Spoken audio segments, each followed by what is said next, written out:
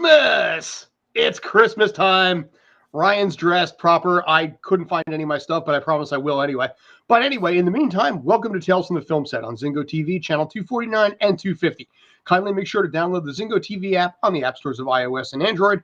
When you download them, make sure to rate and leave a comment. Both apps are free. And one last thing, Zingo TV is also available on Google Chromecast, Amazon Fire, Fire TV sticks, Roku, and also Roku Smart Sticks, and all smart TVs 2016 and forward. Oh my god, I can't even do it right at a normal speed.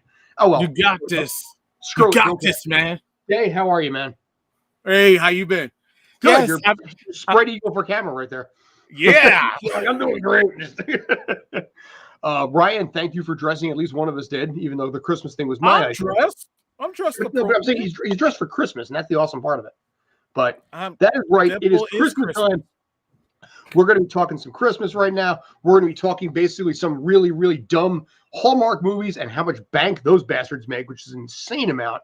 We're going to talk a little bit of Christmas Story 2 if we got the time. Guardians of the Galaxy Holiday Special. I have something on how to kill a storyline in one easy step. And if we get to that also a little Super Mario Brothers trailer as well. But gentlemen, how you doing? Fantastically well. So, and by the way, I was just thinking Christmas jingles in my head while Scott was doing his thing. So this way, as he was stumbling along, I'm just thinking, it's the holiday season. The holiday season. Okay, so we got Carmen. I don't know what any of that stuff means. On my right. Hey, it's white guy dancing. You know, possibly some thumbs involved. The Elaine dance. All right. So anyway, time is short, so we're going to roll with some stuff here. Okay. I wanted to start off with this. Actually, this is what I wanted to start with initially. I'm going to call it How to Kill a Storyline in One Easy Step. By the way, this is spoilers for basically the show itself. But I wanted to talk a little bit about the Disney Plus. We'll call it Santa Claus 4 in the Disney Plus series, The Santa Clauses. Now, how much do you guys know about the Santa Claus of this new series? I kind of do, because is it being played by Tim Allen or somebody new? It's Tim Allen. No, it's still Tim Allen and whoever played his wife in the two sequels. Oh. Yeah. I don't know if it's the same children and they're all grown up or if they recasted. But essentially, it's about Tim Allen's Santa wanting to retire again. And for some reason, it's like he wants to spend Christmas with his family and just be like a regular family man, which I don't know why that becomes a big deal all of a sudden. But then the North Pole goes up in flames or something. I don't know what exactly happens. Here's the thing. I haven't seen this, but spoiler, by the way. Yes, the entire cast is brought back. All the original cast. And then one even Judge Reinhold? What's that? Even Judge Reinhold? He's not in this. Well, he's not on this list anyway. But he was the ex-wife's new husband, things like that. But all of the main characters, so Tim Allen, his wife, his kids, all the elves, David Krumholtz, all those guys are brought back. And How old is David Krumholtz now that he's still playing an elf? And one new cast member has been brought in as part of the main cast. They stop. Playing the character of Simon Choksey, which, by the way, SC is his initials, just like Tim Allen. We have Cal Penn. Okay. Now, let me ask you a question. If you know the Santa Clauses and you know the plot, the fact that he's retiring and he's, wants to move on and all this kind of stuff, and you have original cast, Cal Penn, who do you think is going to be the new Santa? Well, there's no guarantee about that because the thing is, we've had the whole thing where Tim Allen has tried to leave being Santa before. He made a robot version of himself, or Jack Frost took over, and it all flunked out, and he stays Santa. So there's nothing that tells me that he's going to go ahead and not be Santa at the end of this. Simon Choksey, a game inventor, product developer, and single father, by the way, a precocious child, who has aspirations to become the next Jeff Bezos, but his life is dramatically changed when he visits the North Pole. Yeah, still okay, but it's not going to be already describing him as the next Jeff Bezos. That almost makes me think he becomes the villain. No, basically in this case, no. It says his life gets turned upside down. So he went from wanting to be Jeff Bezos to basically this, which should with the initials SC also, could you possibly see, maybe you can, could you possibly see anyone other than Cal Penn being Santa now? He's the only new cast member part of the main cast. And his initials match, and he's a single dad just like Tim Allen. I mean, it could be, but it could also be a red herring. I kind of don't. With Disney being the way they are right now, and slowly like replacing white guys with other stuff, do you really still see it? He's the only minority character in the show. Okay, but I mean, there's just nothing about this that's going to make me think, okay, Cal Penn is taking over for Tim Allen by the end of the series. I would lay money that it's going to be him. So place your bets, ladies and gentlemen. Who y'all think? $50 in bragging rights only. I don't Well, okay. How many episodes are there to the series? 6 episodes, and they just finished 2. Actually, no, okay, they did. I'm sorry, no, scratch that. The series will end by the time Christmas comes around. They've actually, tomorrow will be the 4th of 6 episodes. Oh, so even before that. Yeah, so the December 14th is the last episode of the series. Okay. It's just in my mind, I could see how they would probably go that way, but obviously there's going to be some sort of issue, some sort of foul up that Tim Allen needs to come back, because Tim Allen always needs to come back. We've already seen what happens when you do Buzz Lightyear without Tim Allen. It didn't go well. So you're going to keep him as Santa. It's a foregone conclusion. I don't think so. I think they're going to retire. I think they're retiring him out and bringing Cal Penn in to be the new Santa. I don't see that happening. I think Disney really wants a white Santa? Look, Disney, being as progressive as they are, they still have some traditions at heart. Mm-hmm. And I think as long as they have a actor like Tim Allen who is still willing to toe the line and be the characters they want him to be, they will use that. I don't see them giving up on Allen so quickly. I just see Kumar getting the job. I don't see it. All right. I think this is just another one of just like they do with the movies, where they'll tease that he's leaving and he's just going to come back. They've already done it twice. So basically, here's the bet, the gentleman's bet, if you want it. I say it's going to be Cal Penn is going to be the new Santa. You say it could be anything but Cal Penn is the new Santa. I'm not even saying anything but Cal Penn. I mean, if they don't want to go ahead and they want to change the Santa, that's fine. I just don't believe they're going to change Santa by the end. I think by the end, it'll still be Tim Allen. Okay. Dave, do you have any input on this? With these Santa's films that Tim Allen been involved in, I agree with Ryan in some aspects, and I also agree with you. So I'm staying out of this one. Dude, you Switzerland son of a... You're not bipartisan. You get the pick. Have you ever thought about running for political office? That is such a canned answer. It's like, I value the opinions of both sides on this one. And I think that they'll bring really good insight to this. By the way, vote for me. So. Hey! Day is the dude. Hey! So, I don't know. We're going to find out in 2 weeks, though. To find out which one of us is right for bragging rights. December 14th, sadly, is not going to fall before Tuesday. You keep the Tim and Christmas. Dude, almost 30 years since the original Santa Claus. I just came up with that. My God, it fits. What's that? Yeah. God dang it. Dang it, Bobby. Dang it, Bobby. So we're going to find out in 2 weeks, basically, which one's going to do it. All right. Is it going to be Ryan or is it going to be Scott? Scott, yes. Ryan? Scott, Ryan. And actually, what is it? Bragging rights only, or? I think bragging rights is fine. I got $100 bet going on the sports channel right now, anyway. So, I can't afford to risk losing all this money all over the place or ripping you guys off. So you're saying you're not as confident in your wager? Fine, $50. All right. Okay, I heard it first. I'm not even involved. I do not want the money out of you. I just want to basically do the bragging dance. So wait, if you win, I just have to do a dance? Oh no, I'll do the dance. Well, you'll do the dance, and I have to sit and watch. Yes. Okay. I'll probably if I'm right. I'll probably do some really bad, white guy poetry or white guy rapping on this too. I'm gonna prep this ahead of time. Ladies and gentlemen, I don't have to stay for none of this. I could just sit back and leave and He's like, walk I'm gonna off. go back and watch a Bullet Train. I missed part of it. I could be watching Bullet Train right now. You're so middle of the line. My God. Yeah, I know. Like I said, he should run for political office. Ugh. Hey, Now, and this would be my pose. Hey. exactly. God bless Tales from the Film Set. God bless America. But by the way, speaking of that kind of, I just want to point this out. Today would have been Gary Shandling's 72nd birthday. So, and Chadwick Boseman's birthday today. mm-hmm.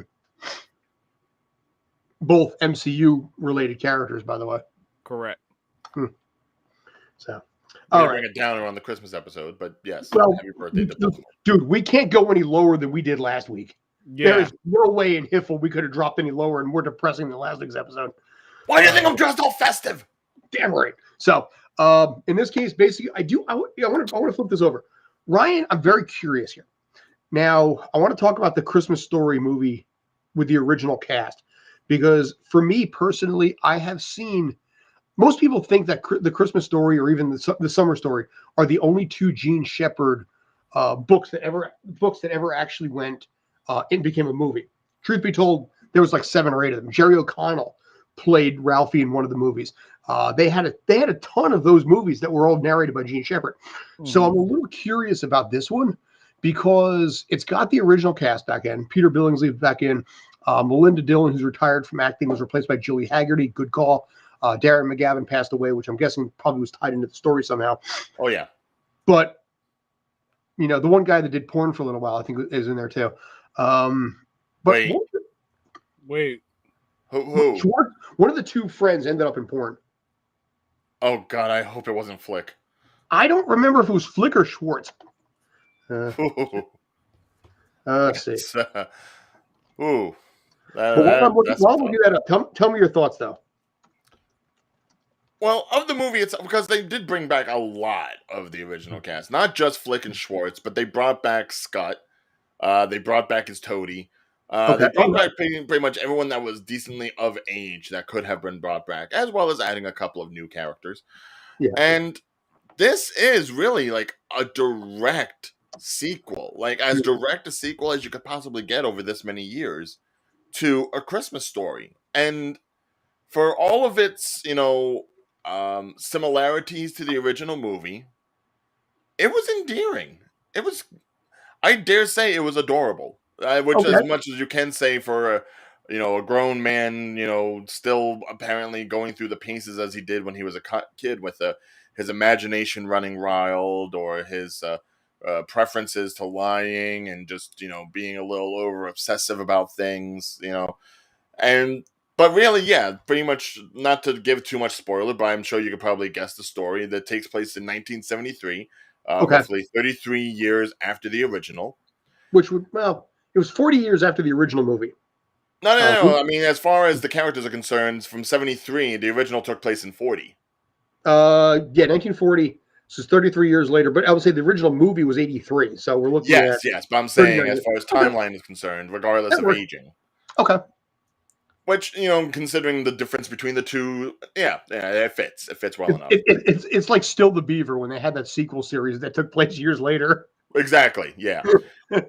Yeah, so Ralphie, he's got his family in Chicago. He has a wife, 2 kids, a boy and a girl. And he's pretty much just gotten the word that, the old man had passed. So he goes back to the hometown in Indiana, does Christmas with the family. He's basically taking charge of having to do Christmas where the old man cannot anymore. So this is the first Christmas without him. And, would run into some of the old kind of like staples of, guy trying to do Christmas for the family. There's a lot of parallel, I would say, to like National Lampoon's Christmas Vacation to it. Okay. And some of the antics and even some of the comedy and slapstick. Because now you can get away with a lot more of that now that he's an adult rather than when he was a child. Mm-hmm. But they use some of the same music, some of the same language. They have a lot of nice callbacks to the original film. There is something like strangely nostalgic about it, even though that it's like a newer movie. It still feels like it would be a proper sequel to it. And while you can kind of figure out how things are going to go at the end, some of the things are surprisingly funny, and Hmm. I'd say the third act is wholeheartedly endearing. Like this is a kind of Christmas movie that I think the whole family can enjoy, as opposed to being like maybe a little bit too much for kids or a little bit too much for adults. And Okay. I would dare say, you finally now have something to place intermittently in that 24-hour marathon that they always do of a Christmas story. On You two can different watch a channels, by the Christmas way. story and then follow up directly with this, as long as you have HBO Max, because that's what it's on. Hmm. And it will feel like almost no time had passed. Hmm. I thoroughly did enjoy it, and I am going to have to make my family watch it this holiday season. Now, I'm looking at this on IMDb, and this is just like no particular order. I'm just looking at the scores that are coming in on this. Just straight down top to bottom here. 10, 8, 10, 9, 8, 8, 7, 7, 9, 8, 10. That's like the Is this first on IMDb or Rotten Tomatoes? IMDb. These are user ratings, Okay. which are usually, we've already had conversations about that in the past. Usually they seldom hold back, and they usually flip more onto the negative and the more hostile on IMDb as far as the ratings go. But the numbers, I mean, honestly, I've seen 2 7s so far. I'm still scrolling down 10, 10, 10, 9, 10, 8, long way to bring tissues, the perfect sequel, pleasantly surprised, give it a watch, excellent. New fave, Xmas, Xmas vibe, 10. I mean, apparently it works on a lot of levels, not just because of member berries, but I guess because of the fact that it has its own legit heart to it, pushed into the disco era. Right. Well, I think there is also then something to be said that this isn't like an original idea that's just being made up for like sequel baiting or the cash grab on the nostalgia wave that has been happening in the past few years when it comes to like long awaited sequels. This is also based off of a book. Yeah. So this is probably within that same One of the storyline of Gene like, Shepard I ones? don't know if it's Gene who wrote it or not, but I know it said in the Hmm. credits that it was based off of a novelization. Okay, because I mean, like I said, I know a lot of the Gene Shepard stuff. The movie, the I'll have lambasted to check. Christmas Hold on. Story 2, the one where he's trying to get his car 10 years later, that was a Gene Shepard novel about Ralphie. People don't Right. realize that. People don't Yeah, I realize remember because it was like set in the summertime, so it was a lot brighter. it was. And Well, no, it was the summer story with Charles Grodin and Mary Ellen Steen's version. That was the second part of the Gene Shepard book. The book was called basically "In God We Trust, All Others Pay Cash." First half was Christmas Story. oh, Yeah. they said that was the book in the credits. Right. It was okay because So the this is second, based off of that same book. okay, because the second book was the summer story, which centered on July 4th. There was one of them, Ollie Hopnoodle's Palace of Wonders, was amazing. I freaking love that movie because it's centered around their family trip to Michigan. And if you've ever taken road trips with the family and the chaos that comes from it, even like loading up the car, it is genius. Jerry O'Connell is unknown at this point, and it was some Disney movie from the early '80s, and it's like a 10-year-old Jerry O'Connell. And holy crap, he's in this, yeah.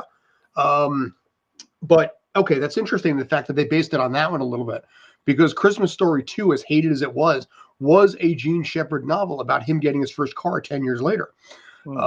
So I'm curious at this point because, again, you've got the original cast back.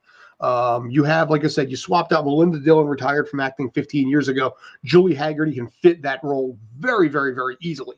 As a matter of fact, it does say here in IMDb, per the trivia, which, take it for what it's well, but I will take it as being fact.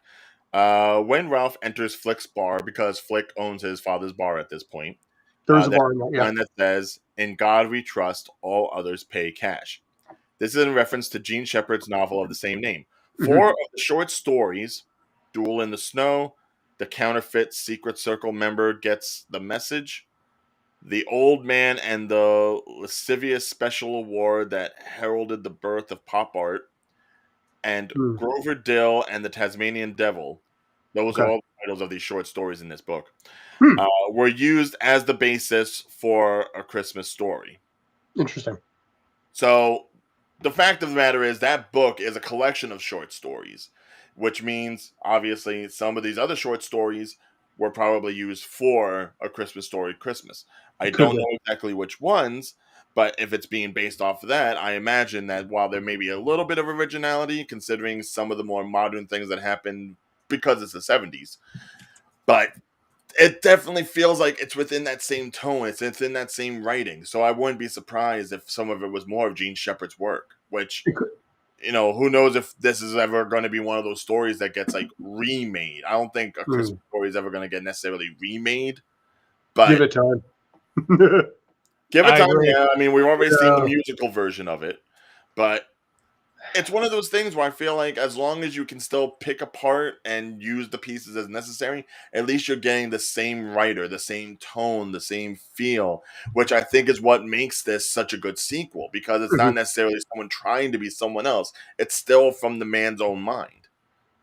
Yeah,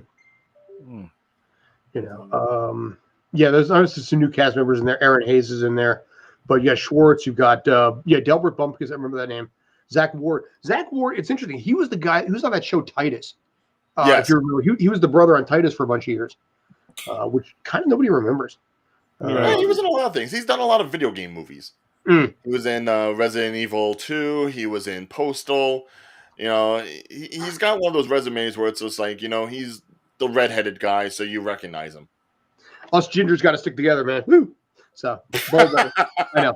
But speaking of resume, I pulled up the resume for Scott Schwartz, who played Flick. Found it. So it was Schwartz. Yes, it was Schwartz. He went by Scotty Schwartz for a while in about the 90s. So we had Comeback, Scotty's X-Rated Adventure, Dirty Bob's Excellent Adventures 35 and 36, Cafe Flashpoint X, Still Insatiable, Torn, White Rabbit, The Devil in Miss Jones 6, Tell Me What You Want, Booby Trap, Skinwalker, Unseen Evil 2, and then it looks like he kind of ended it out there. But he ran for like 15 years doing a lot of these movies. Oh, God. Who triple dog dared him to do all that? Dude, I don't know. Dustin Diamond ended up in it, didn't he? Yeah. I mean, his was a little bit more of just like his own self tapes. I don't think he actually went into like the acting of it, not like China did or someone else. There was a film that I did that Dustin Diamond was in. I never met the guy, but he had the ability to get empathic visions and see into the future, but only by putting his hands on a Jamaican woman's boobs. And yeah, that's where Dustin Diamond kind of ended up. Was her name Miss Cleo? I don't remember. Oh God, was it Scavenger Killers or was it? I'm sorry, Day. We got two white guys talking about this, and it's like it doesn't real feel right. But no offense taken. I mean, I could say it was just a woman, but it was just odd because I was looking at this movie and thinking there is no place whatsoever that should even be in here. Yeah, I believe. Yeah, it was. Oh God, it was that movie. Yes. You want to know how to make this movie worse? This was Charles Durning's last film. Ooh. Yeah, the legendary Charles Durning, Southern actor, 1,000 things that he was in. I remember this movie because this is the movie that premiered at the Hoboken International Film Festival when it was in Morristown, in New York State when it moved up there. And they came out, and the mayor was out there, and the press was there. It was a huge event. Everyone was so excited. Charles Durning's last film, and then 10 minutes into it, the actor Rob Bogue is literally chainsawing a naked woman in half. That theater went from 750 people down to less than 100 by the end of that movie. And most of them were us. Classy. Oh, yeah. Dude. That'll get you in the season. Kenny was so proud, dude. But, oh, good Lord, that was a terrible movie. But anyway, so there's Schwartz, by the way. So actually, yeah, you recommend it then. Oh, highly do, yes. Nice. I will consider. So, Captain Kirk, I shall consider it. Yeah, no, not the other movie. Not the other movie. No. Haven't seen that. Don't think I want to. You want to laugh? That was also the movie that about a half an hour into it, Robert Loggia had his brain removed from his skull. And all I could think about when I was watching this movie was, you danced on the keyboard with Big. You were alongside Bill Pullman when he brought down the aliens. Why, Robert Loggia? Why? It's like my childhood was like ripped out by the skull. Wow. Ladies Okay. and gentlemen, So, wow. That's yeah. a wow moment. All right. Anyway, On to happier times. yes, yes. Yes. So, but like you said, that was actually, you actually recommend that movie. Day, how you doing over there, man? So, You have any holiday recommendations you've seen so far? Oh, yes. My recommendations for a holiday film: Die Hard, Die Hard 2. Jaws 4. I No, meant new ones. The Die Hard debate will never die. Hard. Hard. exactly. With a vengeance. Lethal Weapon 2. Lethal Weapon. No, Lethal Weapon 1 was a Christmas movie. Lethal Weapon 2, I don't think it was. All right, so Lethal Weapon 1, ladies and Mm. gentlemen. And then we have our Marvel Cinematic Universe Guardians of the Galaxy Holiday Special. Go, sir. So, watching this film, I will have to say I'm not key on a lot of Christmas special, like when it comes to the films, when it comes to shows. You have to have that sort of wow factor to me. You have to have that it factor. Guardians of the Galaxy Holiday Special was that it factor, ladies and gentlemen. I sat at first, it was a little slow. It was sad, but then Yeah. it picked up. And then you had Kevin Bacon to save the day. Spoilers, by the way, ahead of time on Yes. this. Yeah, well, you saw it in the trailer. Come on. Yeah, but he literally saved the day. I mean, Dave Bautista saved the day. The girl that played Mantis saved the day. But Kevin Bacon. Now I know why his name is Kevin Bacon. Why is his name Kevin Bacon? Because he brought the joy of Christmas back in the Marvel Cinematic Universe. And save their bacon in the process. Exactly. Oh, okay. That's where you were going with that. All right. I don't know if that was where he was going with that. So, sorry, Dave. I would say if I were to rate this film or this series, I will special, whatever. You can call it Christmas series, you call it special, holiday, whatever. Well, no, because that's always what we got during the holidays. It was like either there was the movies that you would get in theaters, or there was the Christmas specials, like Charlie Brown, or I think there was a Calvin and Hobbes one year, and they never. No, Bill Watterson never actually licensed the product. Right. Okay, well, it was the one with the penguin. I forget what one was the penguin from the comic strips. Pengo? No, just okay. Look, there were holiday specials. All right, Santa Claus, Rudolph, Frosty. Okay, back to the subject. My rating for this holiday special, I give it. Should I give it 5 reindeers? Yeah, I should give it 5 reindeers. Out of how many? Reindeer? Because there's technically 9.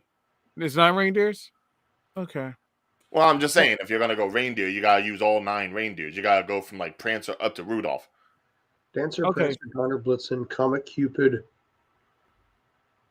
Donner, Blitzen. On Dancer, on Prancer, on Donner and Blitzen, on Comet, on Cupid. No. Okay, let the guy with the Santa gear do this properly. All right. On Dasher, on Dancer, on Prancer, on Vixen, on Comet, on Cupid, on Donner, on Blitzen, and then there's Rudolph. Nicely done. Wow. That is awesome. Out of 9 reindeers, ladies and gentlemen, I give it an 8. Okay. Solid 8. No Rudolph. I will watch this again. I will literally watch it again just for the moment, because it does lead up to, I would say, I think phase 5. Yeah, it leads up to phase 5. Yes, it has some connections to phase 5. Does it really? Yes, because it's a filler. It's filler, but I mean, this is something that could easily have just come off of like Thor: Love and Thunder. Don't even bring up. Right? Did you see it? Yes, I did. Okay. I didn't know you did. Okay, sorry. Go ahead. Don't bring that up, please, guys. Dude, I live alone. I see everything. But yeah, not to be necessarily too spoilery, but I mean, this is the Guardians without Thor. Mm-hmm. So obviously it takes place after they've dropped him off and he goes on his adventure in Thor: Love and Thunder. And it pretty much takes place in Nowhere, that big giant head of the Collector's, which apparently the Collector has sold to the Guardians. So the Guardians are in charge of Nowhere, and they are executing infrastructure reform and just trying to fix up the place. But obviously they also haven't found Gamora yet, so she's still out there in the vapors wherever she may be, and that makes Peter sad. So it takes Mantis and Drax to go ahead and be like, why did we get him the best Christmas gift ever? Well, kidnap Kevin Bacon, the guy he's always talking about.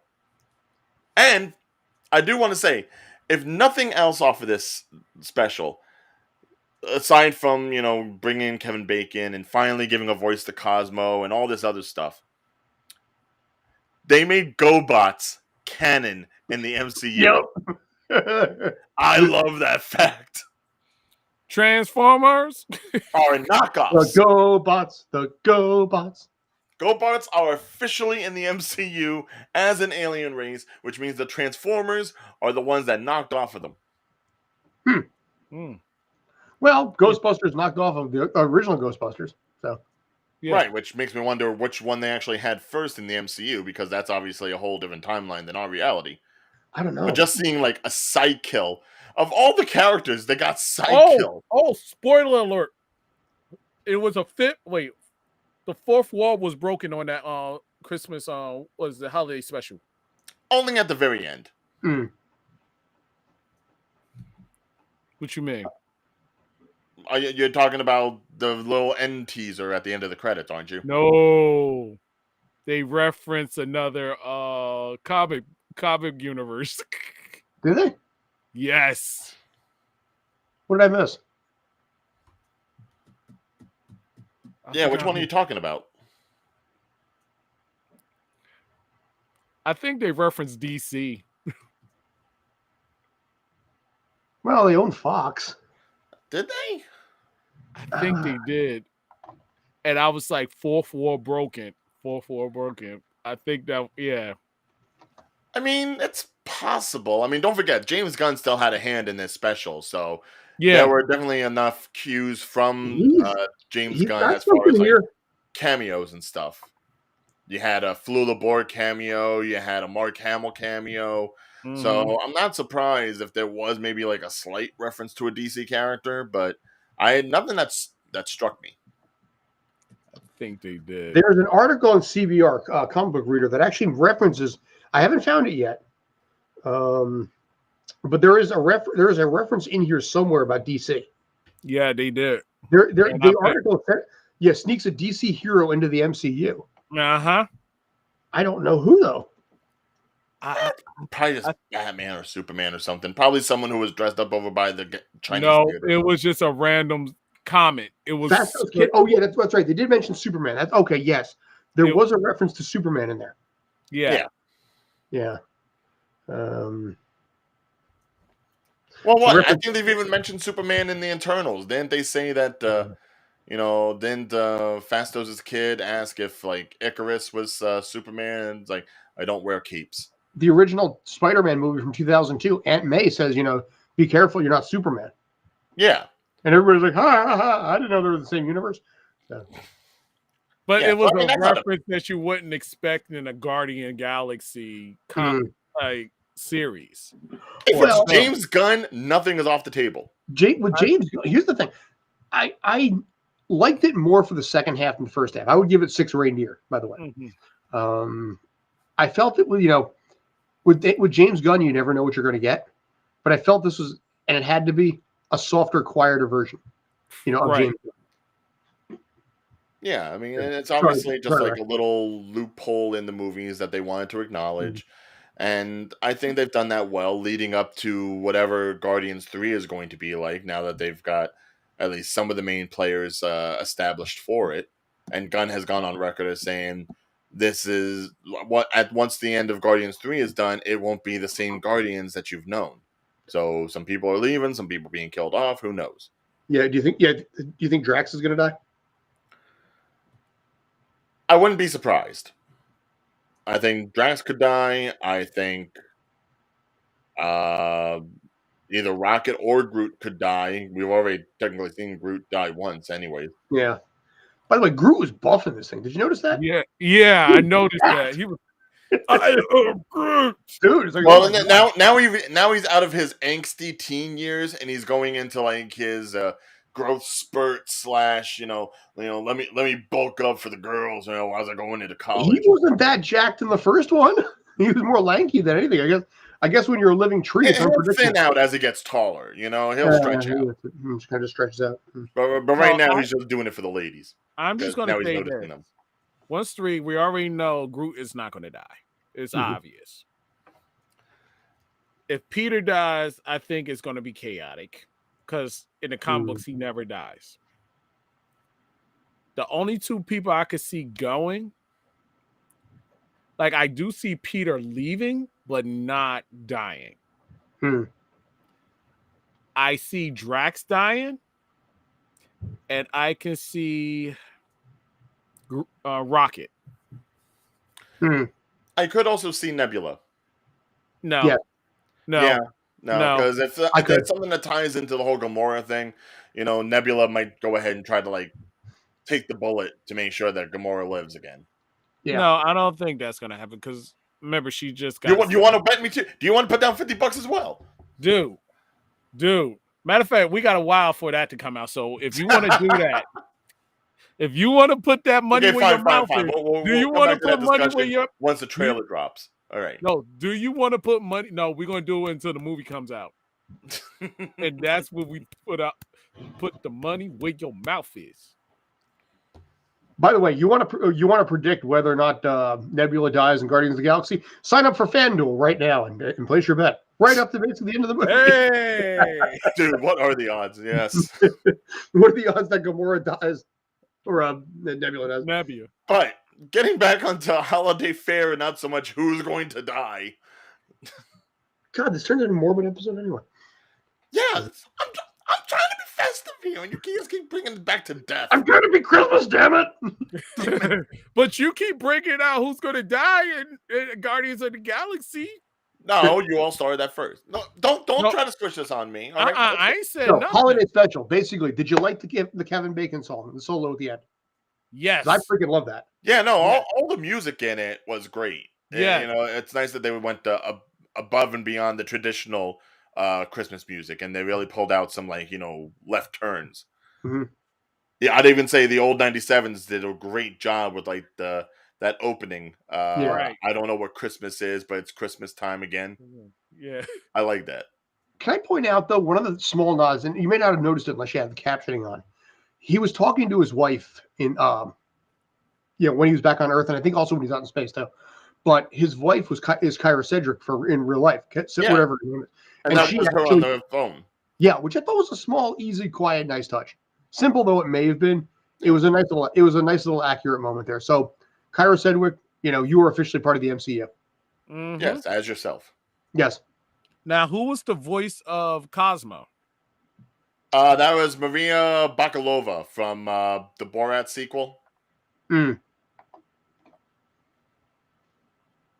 you see the Borat sequel? Oh, yes. Yeah, it was that her. Was her? That was her. Wow. Technically, I guess that means Cosmo's a girl in the MCU. I don't know if there was ever any gender issues there, but I thought it was a. Yeah, Cosmo was originally a German guy voice. It was a guy, yeah, but whatever. One of the problems that I always find with TV shows that have dogs, when they have like male dogs, I always end up looking at the junk and I get distracted by the plot. Why are you looking at the junk? Because I'm just like, what gender? Oh, that's a boy. Okay. And then basically I miss like a couple seconds of plot while I make that discovery about the animal's anatomy. And then I move on. You must have fun on Thanksgiving when they put out the Westminster Dog Show. My wife is a veterinarian. What do you expect? I expect you to be tired of looking at dogs' junk after so many years. Dude, do you have any idea? Basically, we have a running number week in and week out. And by the way, fun fact about a veterinarian. There is an over-under about how many times you stick your finger in a dog's ass. It's usually about 2 every week. Oh. It's just, We are so far away from Christmas talk. This is Oh neither my God. holly nor jolly, unless you're the dog. All right, so we're not going to talk about dogs jingle bells here. Jingle bells, Batman smells, Robin. I'd just like to point out that basically after the show, Ryan and Day are both going to find something else to do on Tuesday nights. All right. Here, go, Ryan. Me? What? Well, where are we going next? Are we going Hallmark? No, I was going to say I'm trying to basically let you control the conversation here. Mm-hmm. No. Don't try to put this on me. I'm just trying to make sure we're steered in the right direction. You're still the one with the foot on the pedal. All right. So we'll spend a couple minutes on this because I know you want to talk Super Mario Brothers trailer. So it's the best sign that basically you know it's Christmas time or any time after, like, say, September 15th. It's Hallmark movie season. Oh, Now, Lord. I have the calendar here in front of me. Did you know this is Hallmark? Do you know how much money Hallmark draws in every single year from Hallmark movies? I'm going to say the wrong thing on this show. Well, no. It's interesting to ask about because we can't say that it brings in money like traditional movies do in the theaters. Whoa. It did commercial revenue. Right. It's all commercial revenue. It's either they're on a streaming network or they're on the Hallmark channel or whatever other channel is competing with them right now. Because I think there's another one that just started up that's like similar and maybe a little bit more right wingy. Some of them, like I think, didn't Candace Cameron move to one of them? I think. Yeah, I think it's GAC if I remember the initials right. That's the one that doesn't have like gay people in their Hallmark movies. Well, that sparked its own controversy. Yeah, JoJo Siwa had to get on that one. But Hallmark movies, do you want to take a stab at it, or do you want me to just tell you how much money they make annually? I mean, considering how many they put out in that short time of year, I'll take a stab. I'm gonna go ahead and say $500 million. Okay. $5 million. Split the difference. Just $5 million? $350 million annually. I was closer. Yeah, because the movies themselves only cost about $2 million to make. Oh, and wow. each one of them pulls in about between 30 and 50 million upwards, or between 10 and upwards of 50 million. Which is why you usually see like the same women all the time doing those movies. It's like you have the same basically people that were from like a TV show in the 90s to 2000s. Usually some kind of like network executive that goes back to a small town. It's the same formula with every freaking damn movie in this case. I wouldn't think it was that much money to pull out for a Walmart film or a holiday film like that. Yeah, I've got the article. I've got an article right here. Each year the movies rake in an estimated $350 million in ad revenue. And what it is, it's comfort film.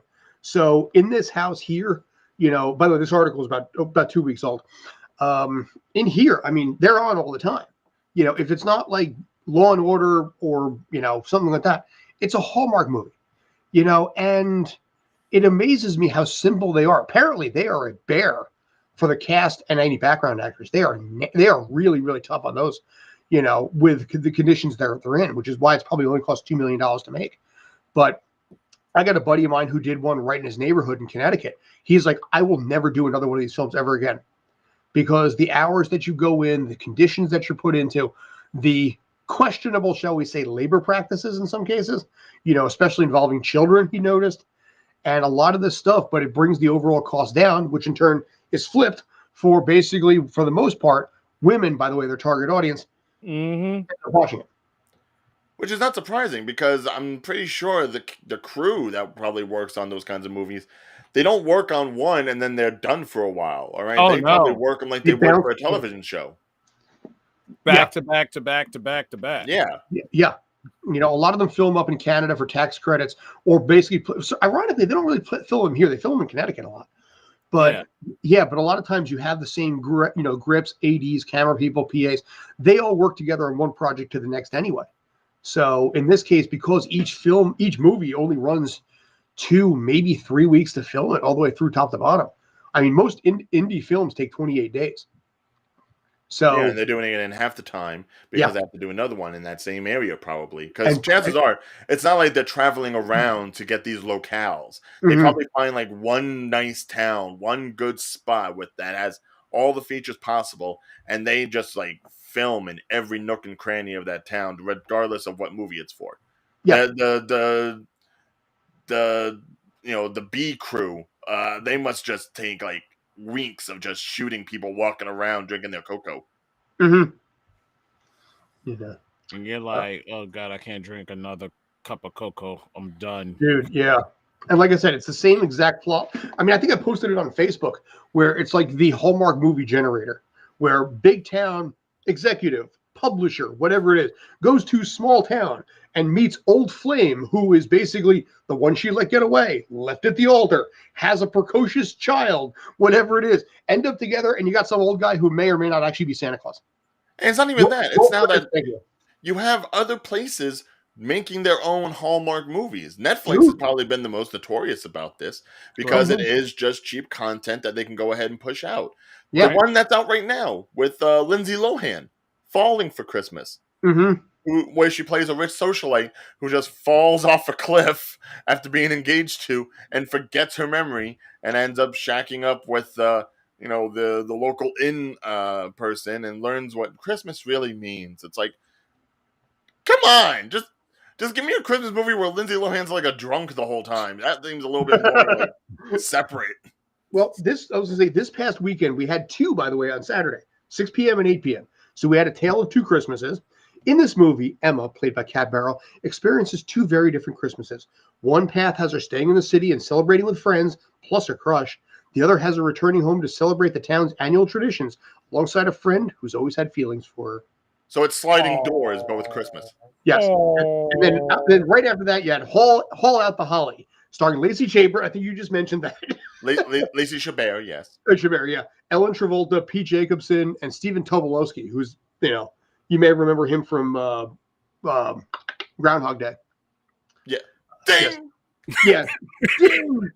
Ed?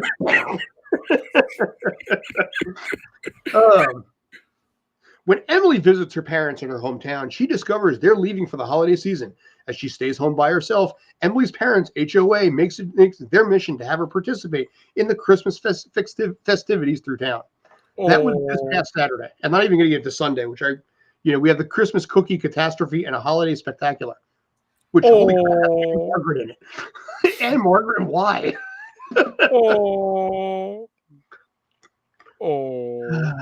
You okay there, Day?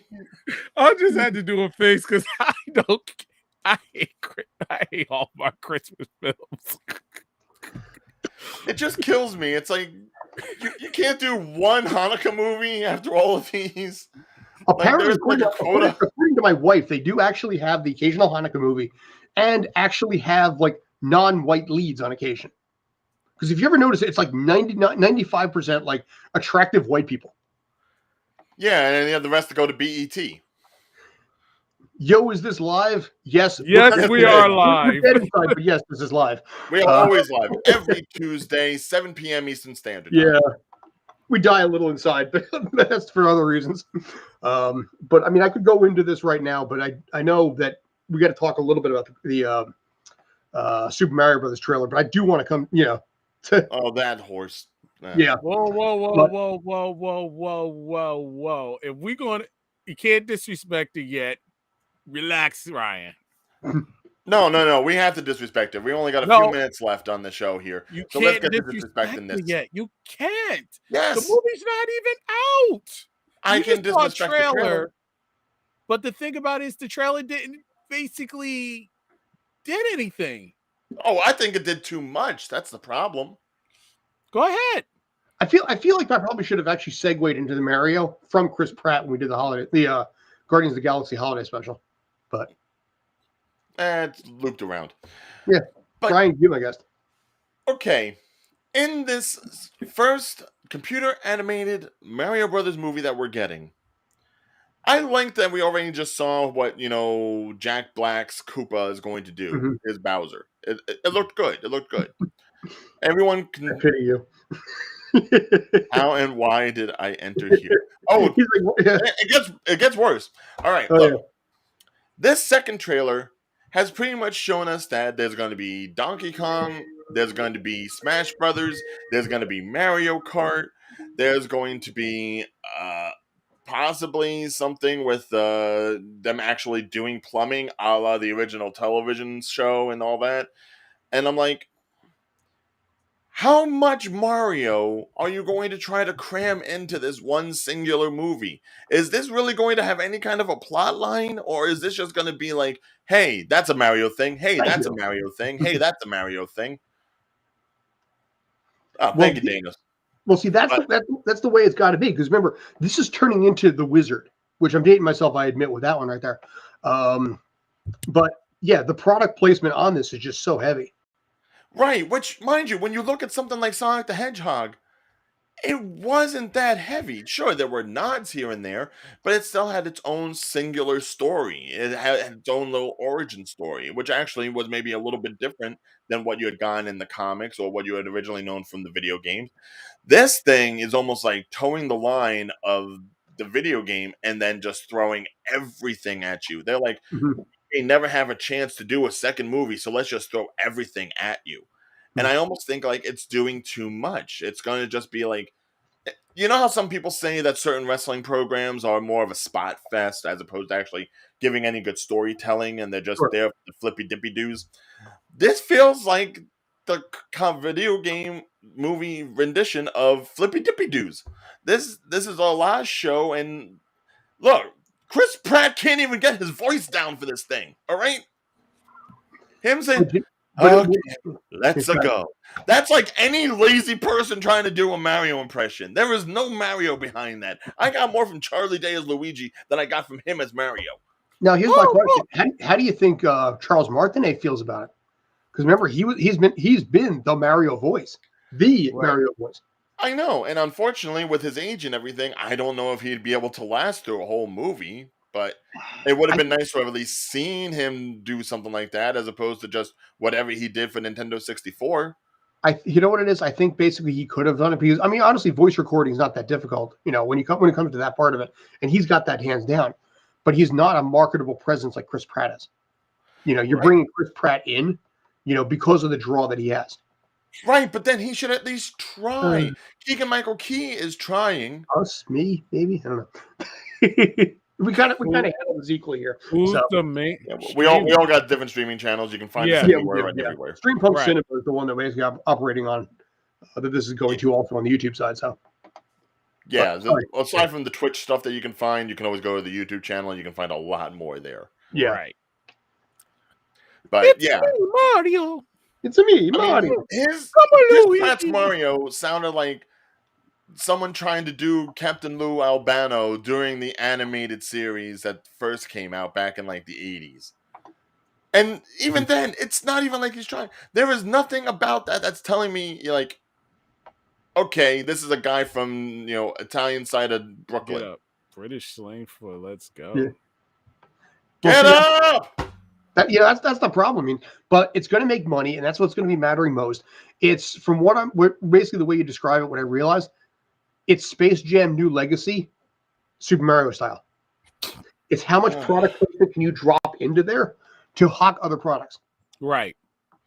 And to be honest with you, I really think it's trying to be in competition with Sega. And it may lose because Sega just came out with Sonic 1 and Sonic 2 and did a heck of a job. And now it's up to Mario to set the standards and see it could go beyond what Sonic 1 and 2 did. Yeah.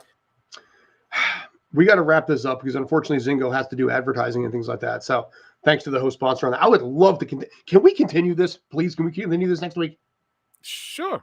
You know, You know what? Yeah, let's do a live reaction to the trailer.